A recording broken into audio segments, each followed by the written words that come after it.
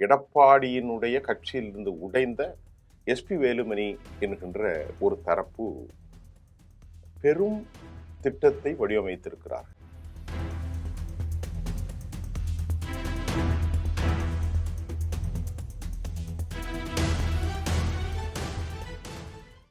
கடந்த சட்டசபை தேர்தலுக்கு பிறகு தமிழக வெற்றி கழகத்திற்கு ஆதரவு தந்துள்ள காங்கிரஸ் கட்சிக்கு 2 முக்கிய அமைச்சர்கள் பதவிகள் ஒதுக்கப்பட்டுள்ளன.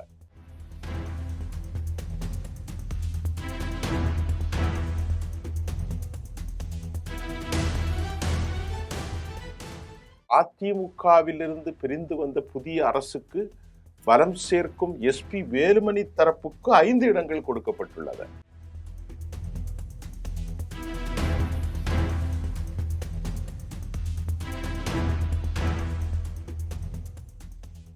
திராவிட முன்னேற்ற கழக கூட்டணியிலிருந்து முழுமையாக வெளியேறிய விடுதலை சிறுத்தைகள் கட்சி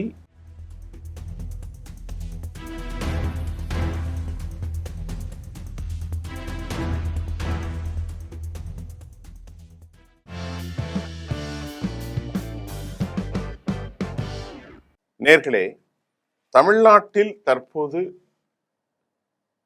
விஜய் மந்திரி சபையில நேற்றைக்கு செங்கோட்டையன், புஷி ஆனந்த், அப்புறம் ஆதவ் அர்ஜுனா, இப்படி முக்கியமானவர்களுக்கு அவருக்கும் தனக்கான பதவிகளை ஒதுக்கி கொண்டிருக்கிறார். அவர் தனக்காக இளைஞர்கள், அதை போன்று நகர்ப்புறம், முதியவர்கள், பெண்கள், அப்புறம் போலீஸ் துறை, இதை அவர் தனது கையிலே வைத்திருக்கிறார்.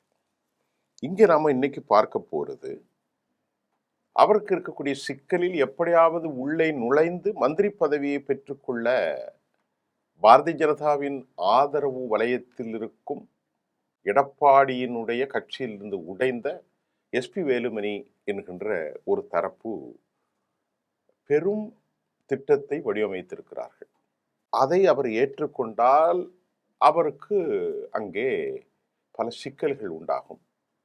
கட்சித்தாவல் தடை சட்டத்தை பற்றி நான் நேர்க்கே சொன்னேன். 10வது ஷெட்யூலில் 2B அடிப்படையில் பொதுச் செயலாளர் எடுக்கிற முடிவுதான் அவர் ஒரு காலம் பதவியை விட்டு நீக்கப்பட வேண்டும் என பொதுச் செயலாளர் நிர்பந்தித்தால் மறு தேர்தல் வரும். இப்படிப்பட்ட சிக்கல்கள் இருக்கின்ற போது விஜய்க்கு இருக்கக்கூடிய அந்த பொறுப்பும் கூட்டணி கட்சிகளுக்கு இருக்கிற பொறுப்பையும் நாம் பார்க்க வேண்டும். கடந்த காலத்தில் விக்கிரவாண்டி மாநாட்டில் அவர் ஒரு வாக்குறுதி என்ன கொடுத்தார்? தாவேகாவினுடைய அரசுக்கு ஆதரவளித்த கூட்டணி கட்சிகளுக்கு இடப்பங்கீடு விவகாரங்களை இப்போ சென்னையில் ஒரு பரபரப்பு. தமிழ்நாட்டில் அடுத்த நாளில் ஒரு புதிய அமைச்சரை விரிவாக்கத்தில் கடந்த 10ஆம் தேதி முதலமைச்சராக விஜய் மற்றும் 9 அமைச்சர்கள் மட்டும் முதற்கட்டமாக பதவியேற்ற நிலையில் அவர்களுக்கான பதவிகள் போஸ்டும் நேற்று ஒதுக்கிட்டாங்க. இந்த நிலையில் தற்போது தாவேகா அமைச்சரவையில் மொத்தமாக உள்ள இந்த காலி இடங்கள்ல முழுமையாக நிரப்ப தமிழக செயலக அதிகாரிகள் தரப்பில் தீவிர ஏற்பாடுகள் நடக்கிறது. கூட்டணி வைத்தால் ஆட்சியில் பங்கு என்று அவர் ஏற்கனவே விக்கிரவாண்டி மாநாட்டில் அதிகாரத்தில் பங்கு கொடுத்த வாக்குறுதியின்படி இப்பொழுது இறுதிப்பட்டியல் கோட்டையிலே தயாராகி வருகிறது. முதல் கட்டமாக கூட்டணி கட்சிகளுக்கான இடப்பங்கீடு மற்றும் முக்கிய துறைகளின் விவகாரங்கள் என்ன அப்படின்ட்டு நாம பார்ப்போம். இது ஒரு பத்திரிகையின் செய்தி தான், இது என்னுடைய கருத்தல்ல. இன்று காலை வெளியான மிக முக்கிய செய்தியில், கடந்த சட்டசபை தேர்தலுக்கு பிறகு தமிழக வெற்றி கழகத்திற்கு ஆதரவு தந்துள்ள காங்கிரஸ் கட்சிக்கு 2 முக்கிய அமைச்சர்கள் பதவிகள் ஒதுக்கப்பட்டுள்ளன. அது உறுதியாக தெரிகிறது. காங்கிரஸ் கட்சியில 2 பேர்கள், அதே போல் அதிமுகவிலிருந்து பிரிந்து வந்த புதிய அரசுக்கு பலம் சேர்க்கும் எஸ்பி வேலுமணி தரப்புக்கு 5 இடங்கள் கொடுக்கப்பட்டுள்ளது. அது ஒரு செய்தி வந்திருக்கு. இதனால யாருக்கு என்னென்ன இலாக்காக்கள் ஒதுக்கப்படும் என்ற எதிர்பார்ப்பு சென்னை வட்டாரத்தில் பரபரப்பாக எழுந்திருக்கிறது. இந்த நிலையில் திராவிட முன்னேற்ற கழக கூட்டணியிலிருந்து முழுமையாக வெளியேறிய விடுதலை சிறுத்தைகள் கட்சி புதிய அமைச்சரவையில் ஒரு முக்கிய இடத்தை உறுதியாக பெறப்போவதாக அறிவிப்பானே வெளியாயிருக்கிறது. மொத்தமுள்ள 34 அமைச்சர் பதவிகளில் ஆளுங்கட்சியான தாவேகாவுக்கு 26 இடங்கள் கிடைக்கின்றது. மீதி உள்ள 8 இடங்கள் கூட்டணி கட்சிகளுக்கு அவர்கள் பிரித்து கொடுக்க போகிறார்கள். இறுதி பட்டியலை ஜோசப் விஜய் ஆளுநர் மாளிகைக்கு முறைப்படி அனுப்பி வைக்கப் போவதாகவும் செய்திகள் வந்திருக்கிறது. இப்போ இதுல முக்கியமாக விடுதலை சிறுத்தைகள், காங்கிரஸ் கட்சி, இடதுசாரிகள் இவர்கள் எல்லாரும் ஒரு ஒரு என்ன சொல்றது, நம்பகமான கூட்டாளிகள்.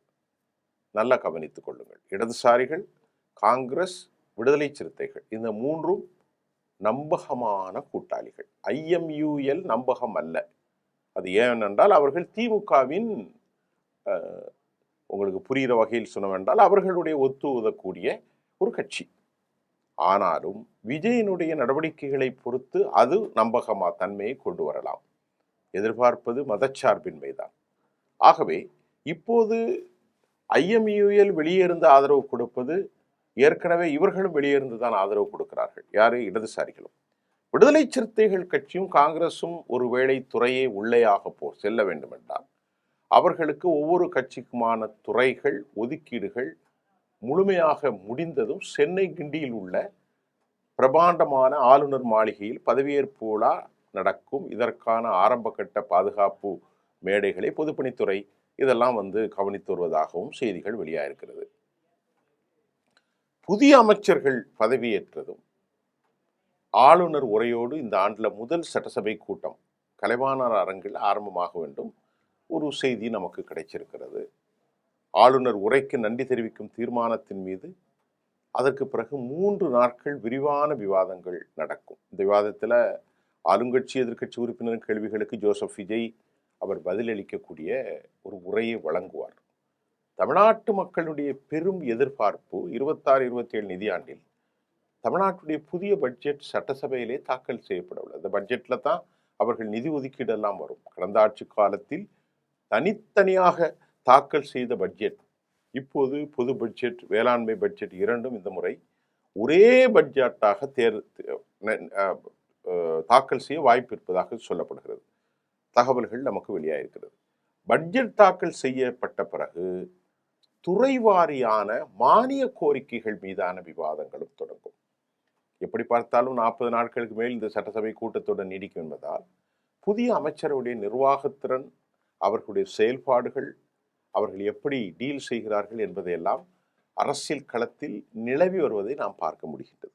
இப்போது இங்கே மிக முக்கியமான கேள்வி, ஜோசப் விஜய் அந்த 26 + 8 34 இந்த 26 + 8 விடுதலை சிறுத்தைகளுக்கு 1, காங்கிரஸ் கட்சிக்கு 2, 3 போக 5 இடங்கள் அதிமுகவிலிருந்து பிரிந்து வந்தவர்களுக்கு கொடுக்கப்படுகிறது. இங்கே நமது கேள்வி, நம்பகமான கூட்டாளிகளாக இருக்கும் விடுதலை சிறுத்தைகள் மற்றும் காங்கிரஸ், இடதுசாரிகள் அவர் விவகாரத்தில் இவர் கவனமாக இருந்திருக்க வேண்டும்.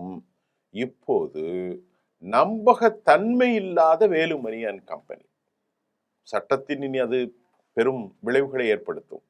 அது கோர்ட்டுக்கு போகலாம், அவர் கட்சியிலிருந்து நீக்கப்படலாம்.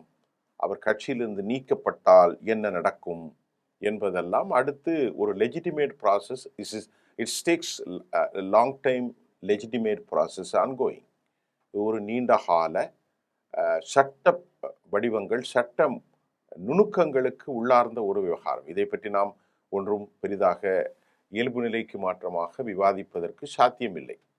ஆனால் விஜய்க்கு இங்கே சொல்லப்படுவது, தமிழ்நாட்டில் பாரதிய ஜனதாவினுடைய ஷேடோ இல்லாத ஒரு அரசாங்கத்தை அவர் நடத்துவாரானால் அவருக்கு ஒரு மதச்சார்பின்மை அற்ற, அவர் அப்படித்தான் சொல்கிறார், ஒரு நிலை உருவாகும்.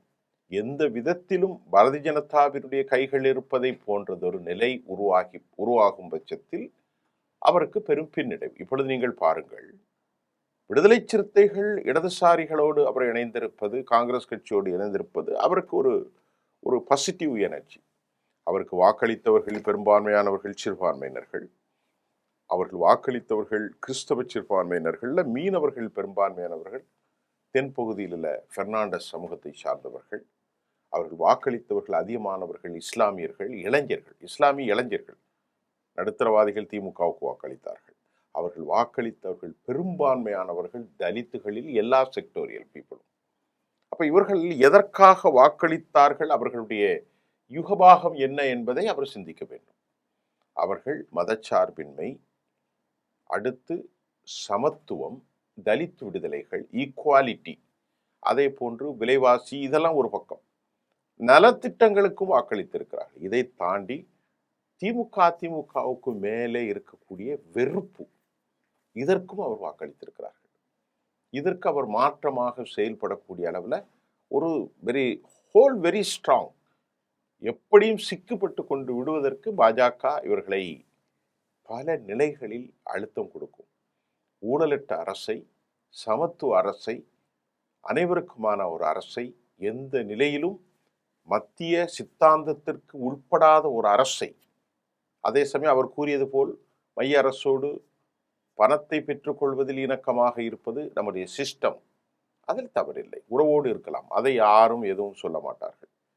மத்திய அரசோடு இணக்கமாக செல்வது, பணத்தை பெறுவது, திட்டங்களை கூப்பிடுவது, அதெல்லாம் யாருக்கும் ஒரு குறை ஒன்றும் இல்லை, அது நமக்கு சிஸ்டம். ஆனால் ஐடியாலஜி வைஸா அவர்கள் உள்ளே வருவது தமிழ்நாட்டு அரசியலில் பெரியார், அதே போன்று நீங்கள் சொன்ன மாதிரி கணியன் பூங்குன்றனார், தமிழ் தேசிய அரசியல் எல்லாமே கொலாப்ஸ் ஆயிரும். இப்போது அதற்கு அவர் வலுவான துறைகளை விடுதலை சிறுத்தைகளுக்கும் காங்கிரஸ் கட்சிக்கும், தேவைப்பட்டால் இடதுசாரிகளையும் கூப்பிட்டு கொடுப்பது நன்மைதான், கொடுத்து ஒரு வலிமையான ஆட்சியை உருவாக்கினால் இந்த வேலுமணி குரூப்ஸ் அவர் எக்ஸ்பெல் பண்றது அவர் நல்லது. இவர்கள் தொடர்ந்து நம்பகமான கூட்டாளியாக இருப்பார்கள். இந்த வேலுமணி குரூப்ஸ் எல்லாம் அது பாஜகவின் ஷெட் ஆஃப், அது நம்புவதற்கான ஒரு வழி இல்லை. அதை சேர்ப்பதை இவர்களுக்கு பெரும் பின்னடைவு தான். ஏனென்றால் எல்லா முடிவுகளும் டெல்லியில் எடுத்துக்கொண்டு வருகின்ற போது அது இந்த அரசாங்கத்திற்கான ஒரு வாக்களித்தவர்கள் மத்தியில் ஒரு ஐயப்பாட்டை ஏற்படுத்தும். அது அவர்களுக்கு பின்னடைவாகத்தான் பார்க்கப்படும். இருந்த போதிலும் அவர்கள் இன்னும் ஒரு 24 என்று, இப்பொழுது ஒரு 19 + 29, 39 இப்படி ஒரு வலுவான ஒரு கட்சியாக இருக்கலாம் என்று அவர்கள் நம்புவதற்கு அதிக வாய்ப்புகள் இருக்கிறது. அது நிச்சயமாக நிரந்தரம் அல்ல.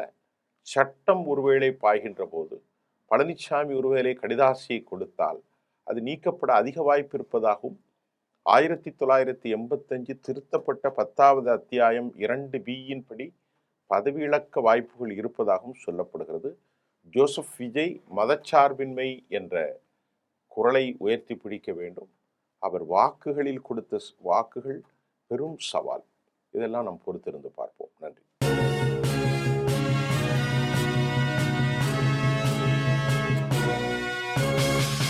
உடனுக்குடன் அப்டேட் தெரிந்து கொள்ள ஜெம் டிவி தமிழ் ஆப்பை இன்ஸ்டால் செய்யவும்.